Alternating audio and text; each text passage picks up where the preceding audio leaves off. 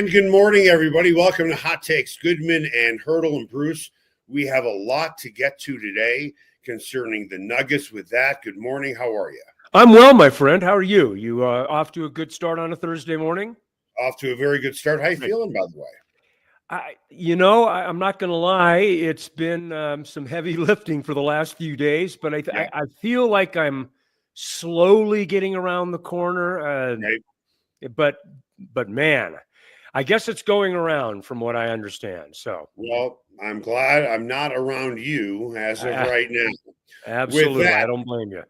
Before we get going, I want to tell you about a roller auction on Wednesday, April 9th. In less than a week, there's a government fleet vehicles and equipment auction featuring SUVs, sedans, pickups, vans, trailers, and more.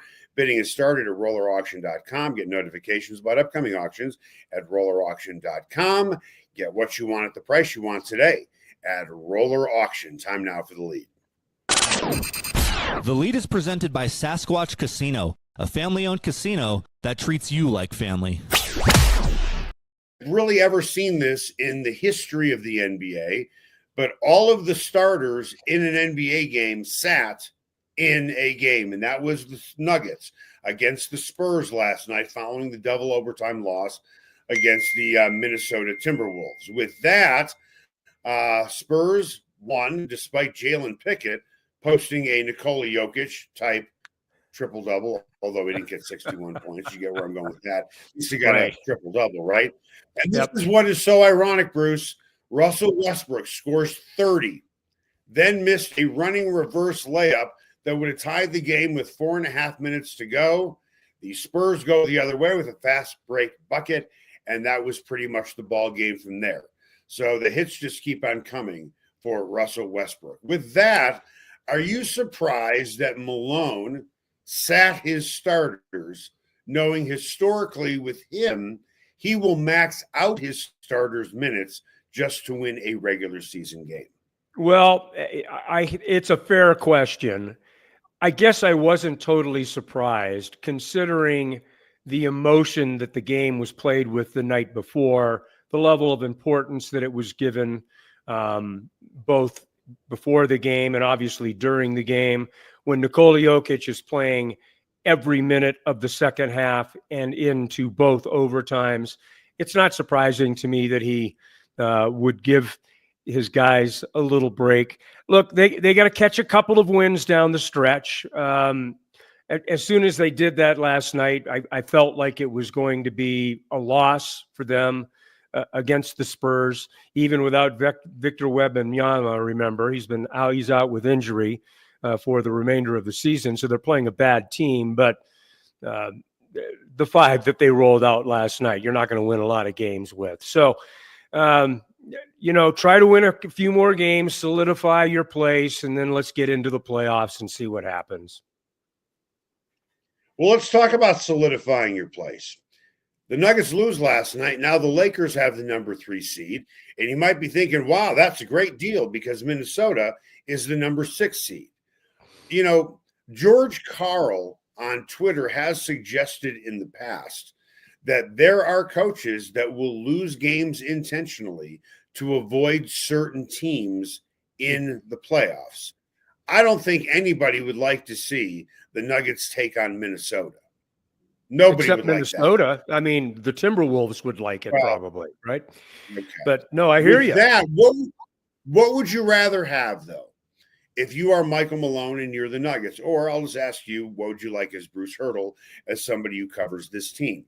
Would you like to see the Nuggets take on the Timberwolves? If they win, they get Houston, more than likely, right? They more than likely get Houston. Or do you want Golden State that is red hot with Jimmy Butler and Draymond Green and Steph Curry? And then that would be a 4-5 matchup. And then in the second round, you get OKC. Which path would you rather take? And oh, by the way, and this just happens to be the way the schedule is played out, the Lakers take on Golden State tonight, right. And the Nuggets take on Golden State tomorrow. You know, what you have laid out is a path fraught with peril. I mean, really, as recently as a month ago or whatever, we were thinking that the path in the West is, well, you want to try to avoid Oklahoma City until the last possible moment. But all of a sudden now, look at all of these teams and how they've changed. The Lakers have added Luka Doncic. Yeah. Jimmy Butler now is with Golden State. All of a sudden, both of those teams are legitimate problems in the postseason. No one would argue that. You've got a Houston team that started the season extremely well, had a little bit of a lull in the middle, but is finishing with great energy. And that is a team that creates all kinds of problems. There are matchup issues with Houston as well. What you're really asking me is, what the hell happened in the West that made it so difficult? Well, what made it so difficult is everybody got better. Houston's better. Oklahoma City's better. Minnesota is just Minnesota relative to the Nuggets with the matchup, which we've talked ad nauseum after the last 2 days. And the Lakers and Golden State have gotten better. They've added pieces to get better. They've got 1, 2, 3 punches. So things have become problematic. Is it impossible for the Nuggets to make a move into the postseason? I don't think it's impossible by any stretch. You've got Nikola Jokic, but the path is much more difficult now than I think it was even a month ago before the deadline. Yeah, you have Nikola Jokic. You also have a somewhat injured at times, a guy who's ailing and inconsistent Jamal Murray. You have an inconsistent Michael Porter Jr. You have a bench that, quite frankly, isn't producing how you hoped it would produce. That's what you are looking at. And I'll say, to his credit, you have an improved Christian Brown. You know, the biggest thing for the Lakers was adding Luka. The biggest thing for Golden State was adding Jimmy Butler. Those teams went from potential play-in teams to teams that are actually in the playoffs that, as of before yesterday's game, were the 4th and 5th seeds. And people were eyeing that matchup going, boy, that's going to be historic. It's going to be LeBron against Steph again. And now the Nuggets are pulled back into that mix. I want to take this in a different direction. I am not a fan, neither are you. I can't remember the last time I bought a ticket for a game, for the most part, and I'm sure you feel the same way. I can't remember the last time that I bought a ticket. But I'm going to tell you a little story. A couple of weeks ago, I was the fundraiser, benefit auctioneer, and MC for a fundraising event. And we sold 4 courtside Nuggets tickets to last night's game, Nuggets Spurs. They went for $6,500. Oh. How would you have liked to have been the person who bought that, hoping to see Jokic, possibly Murray, Aaron Gordon? Now, listen, they do a great job with the fan experience for the Nuggets. Yeah. If you're courtside, that is absolutely a treat, and I understand that. But, you know, you hear fans all the time say, well, you know, I paid money at the beginning of the season, extra money, just to sit courtside to see Victor Wembanyama. And then maybe I paid a little bit extra money to see De'Aaron Fox, who plays for San Antonio. Right. Injuries are injuries. Michael Malone pulled the rug out, but honestly, I don't blame him for doing it. I just feel bad for those fans. But, you know, but the people I feel most badly for are the people who dropped $6,500. Went to a great cause, but boy, they must have been like, I wish I didn't spend that type of money for that game. Well, it's on the NBA to a large degree. They're going to play 82 games in a certain period of time. There are, with any sort of schedule, there are challenges that manifest themselves in the form of back-to-backs.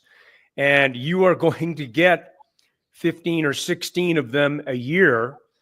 And late in the year in particular, when load management has become an issue that the NBA has tried to soften, to counteract, to difficult teams. These are the types of challenges right now that the NBA is facing. And it's a very real thing. There's no question about it. If I'm that type of person, probably I'm not. If I'm spending $6,500 on something like that, I probably have the money, and I'm not quite as worried about it anyway. And I'm glad that I made a contribution to a very worthy cause. But I would understand where the Nuggets are at this particular point. I mean, the Nuggets are down the stretch. They're in a tenuous position. They have a lot of questions heading into the postseason.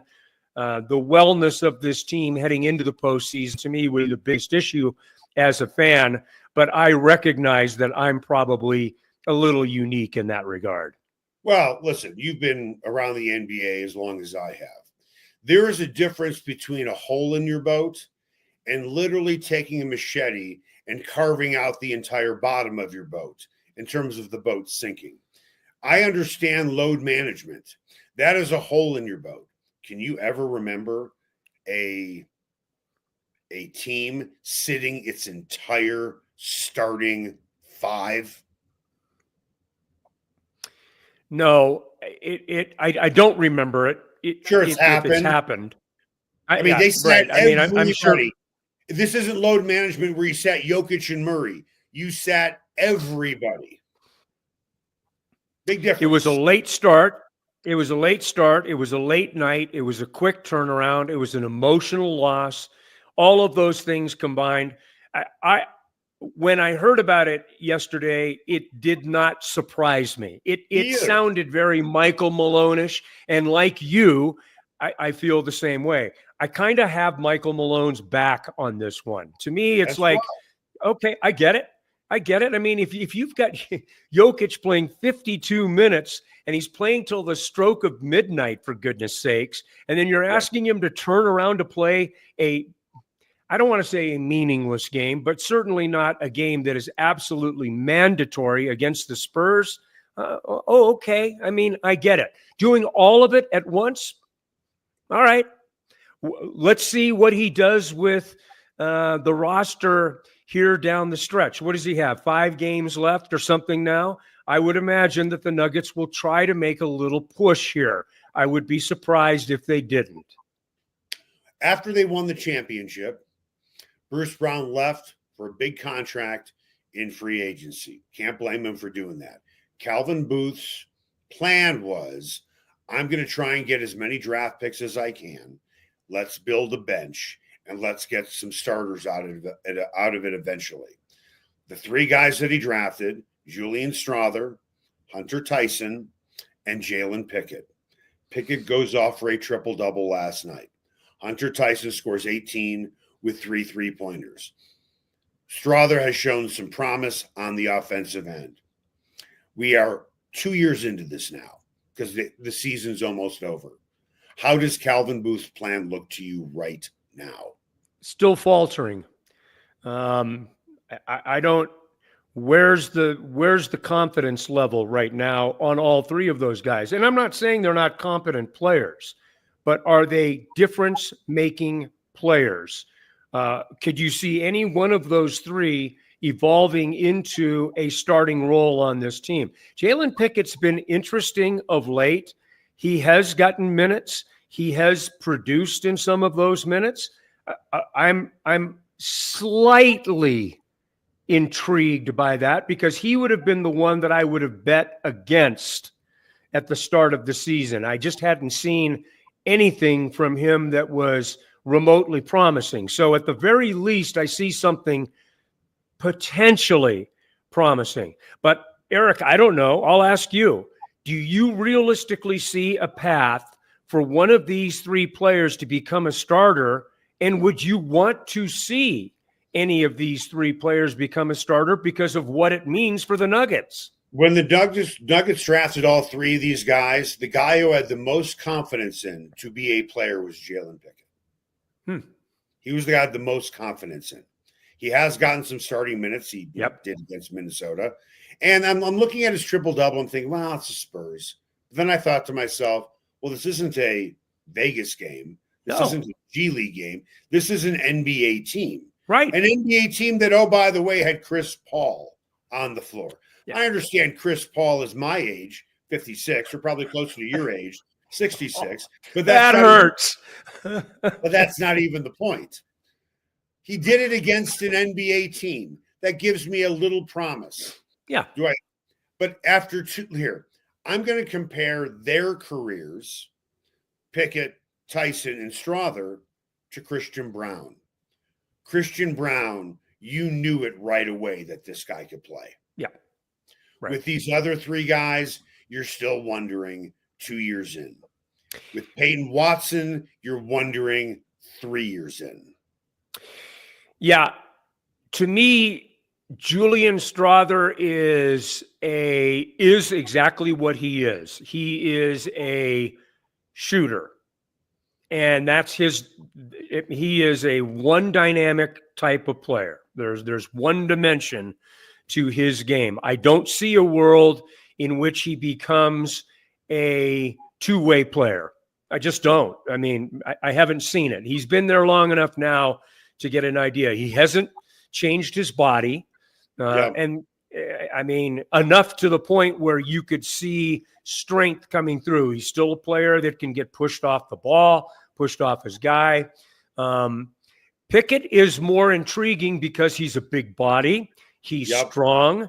He plays a position where he gives them a little different look as a point, with the kind of the skill set that he brings. So that's intriguing enough.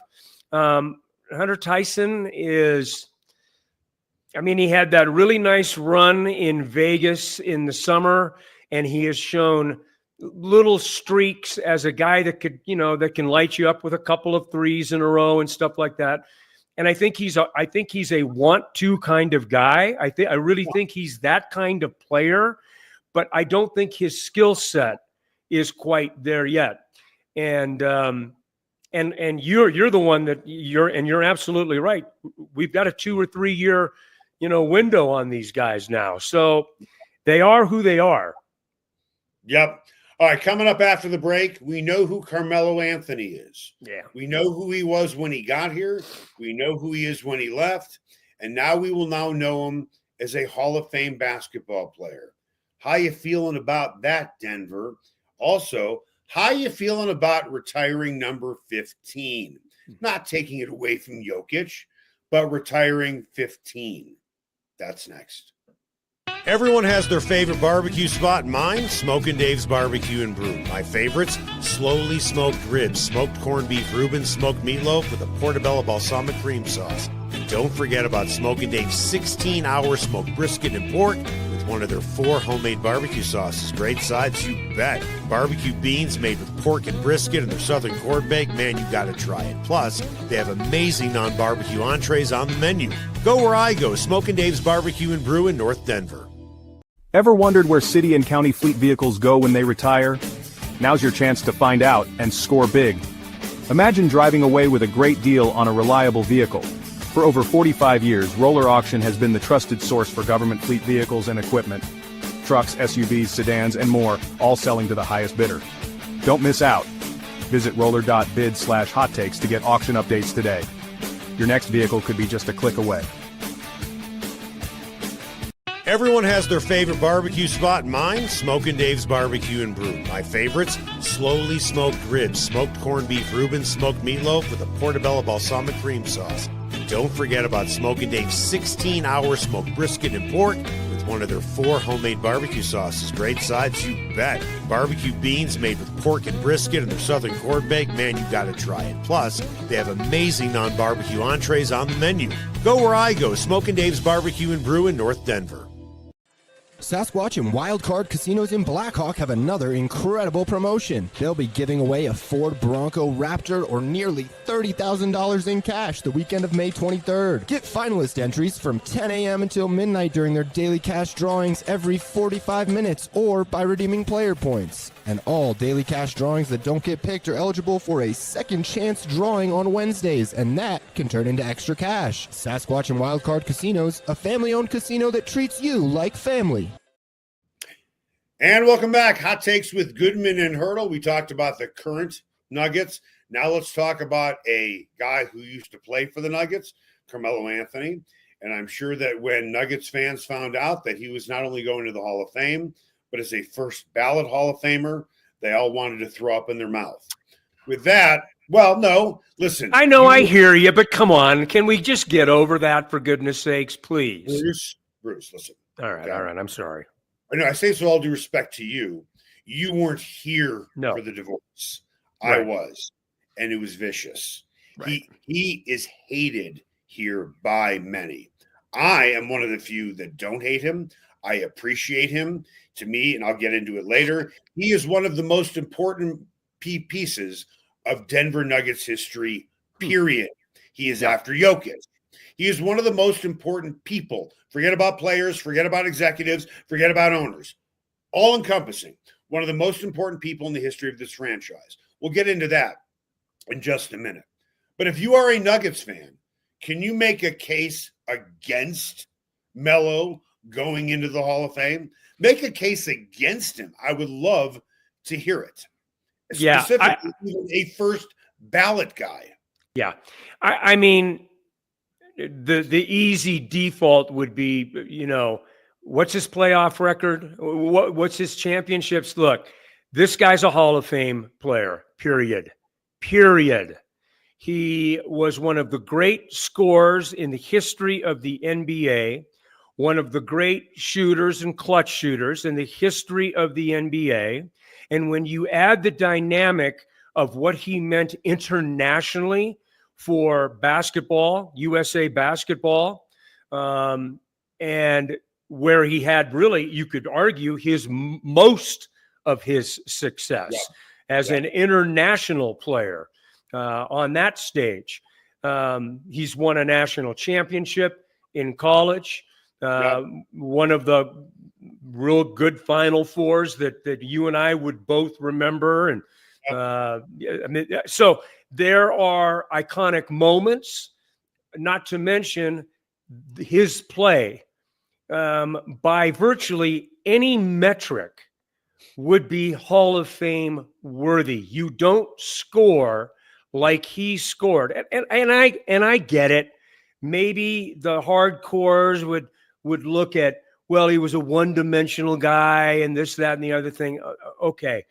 When you do one dimension, and I would argue that he was more than a one-dimensional player, but anyway, but when you do that one dimension the way that he did it, that alone and in and of itself should qualify him for the Hall of Fame. Add anything more to it, and it's just cherry on the top.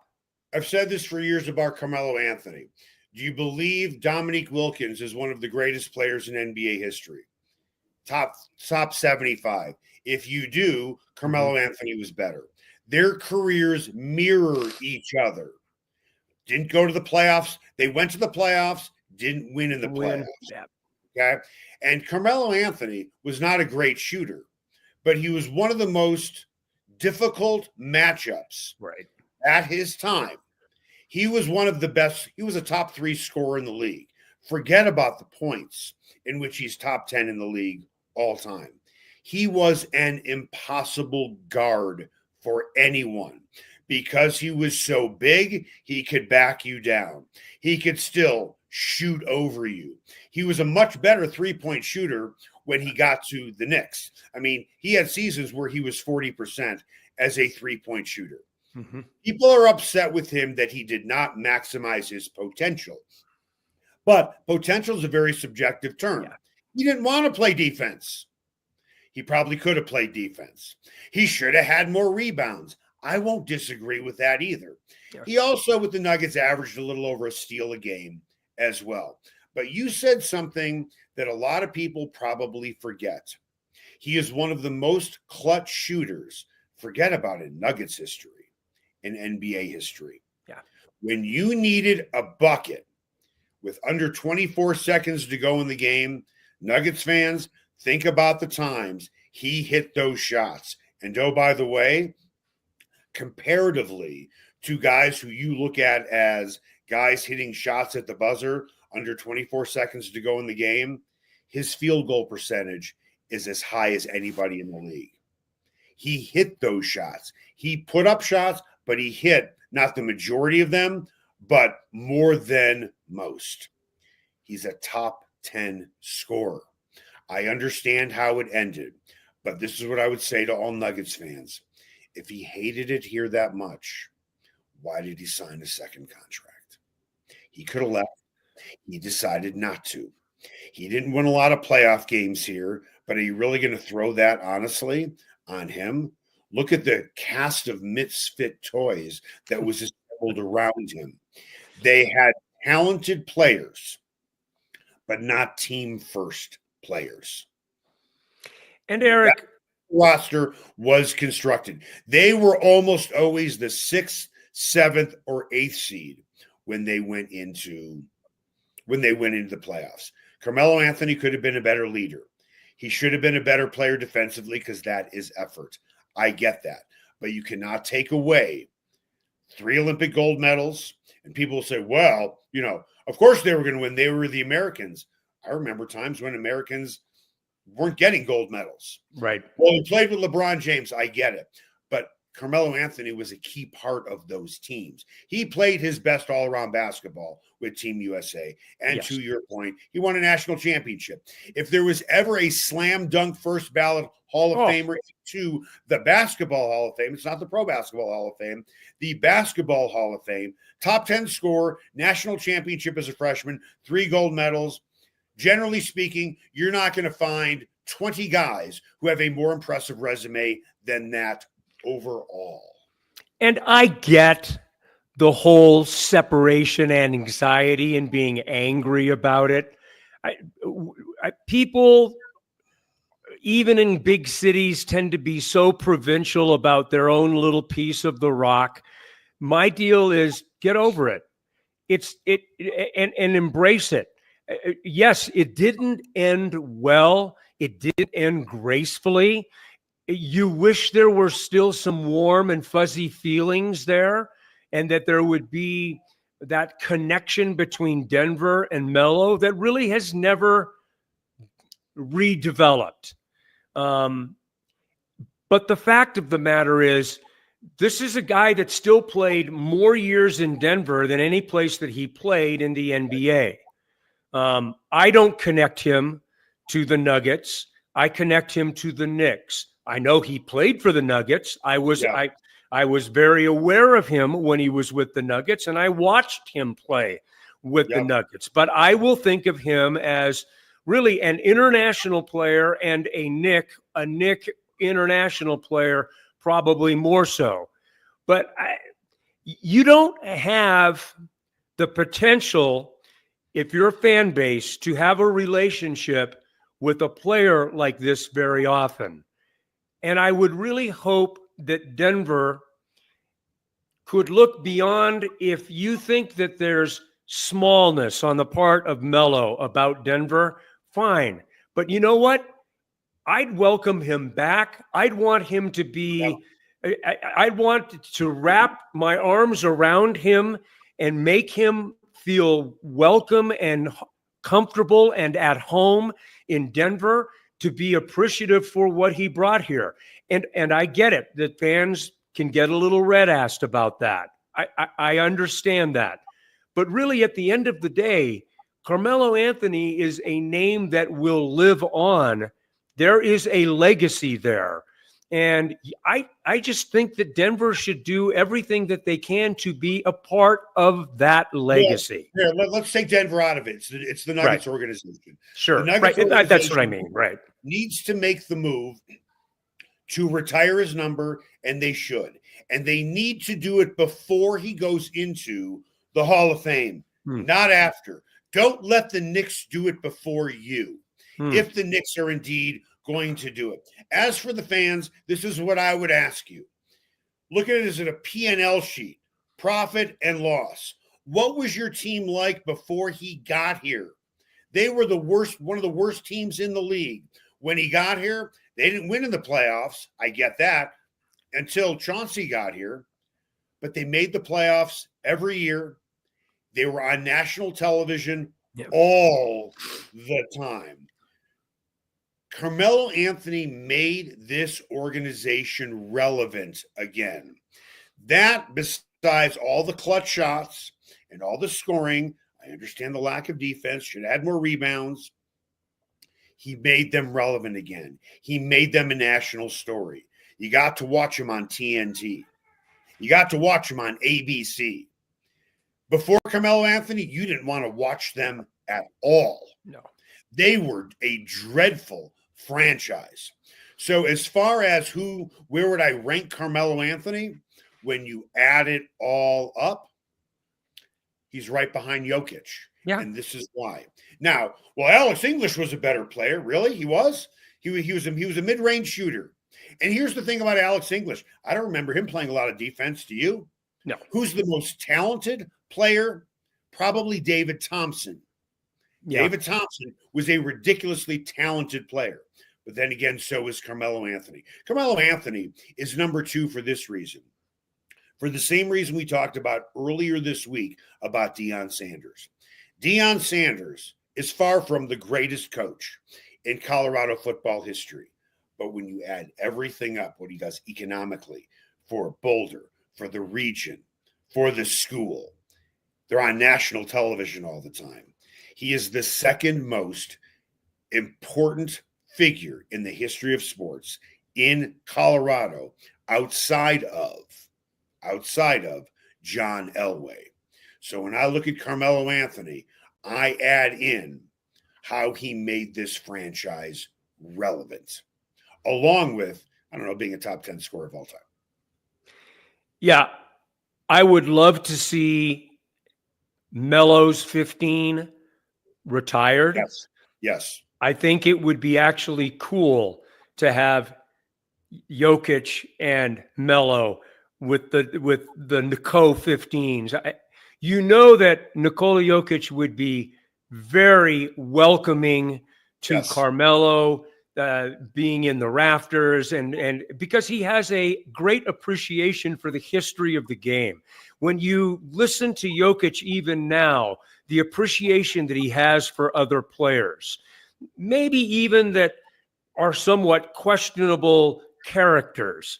But when you listen to the appreciation that he has for the game that Anthony Edwards plays, for instance, right?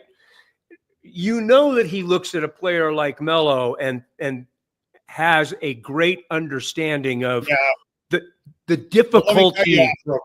Let me cut you off real quick. This is where Melo made his mistake. And you and I were doing the show at the time on radio. Mm-hmm. Melo should have shown up to a couple of those playoff games during the championship run, and he didn't. Yeah. He should have been on the Jumbotron courtside giving Jokic and that team a standing ovation. He would have endeared himself back into Denver, but he didn't. Carmelo Anthony, his personality type, and I hate to sound like a therapist here, he is a pleaser. He doesn't want to upset anyone. That's the way the guy is wired. He avoids conflict like people try to avoid a rash. So he doesn't feel, I don't think he wants to be in those type of situations where he's not pleasing, where people are upset with him. He feels comfortable in New York. Sometimes you are who you are, where you are as who you were when you were born. He is a provincial kid. He is a kid from the hood in Baltimore. That's who he is. He is not an LA guy. Nope. He is not a Denver guy. He's not a Miami guy. He is an East Coast guy. That's who he is, and that's where he feels comfortable. Legacies have a tendency, I hope, to soften blows and soften memories and perceived hurts and things of that nature. It would just be nice to see this end well, because it hasn't been executed well. And to your point, and we talked about this at the time in a previous life on radio together, he did miss a tremendous opportunity. Yeah. It would have been so easy, and all of this would have dissipated. But I don't think that he really worries about that much. And I don't think that, and I'm hoping that fans in Denver, as they start to think about what Melo has meant to the game, what he means to Denver and to the Nuggets in their history, because I agree with you.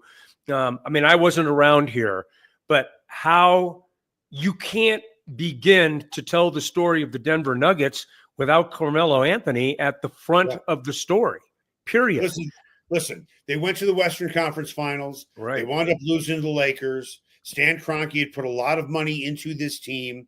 He was ready for a rebuild. These are the stories from very good sources that I've been told. Stan was ready for a rebuild. They were not going to go any further.